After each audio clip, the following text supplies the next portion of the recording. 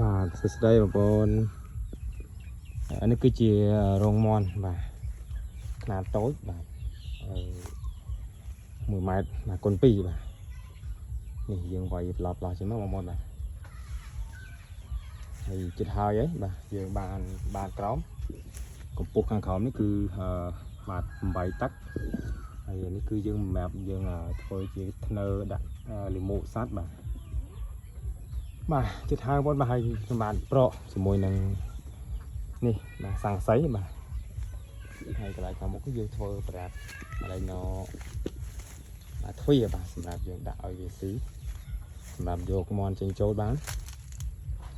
បាទចិត្តហើយបងប្អូនបាទនេះគឺរោងទី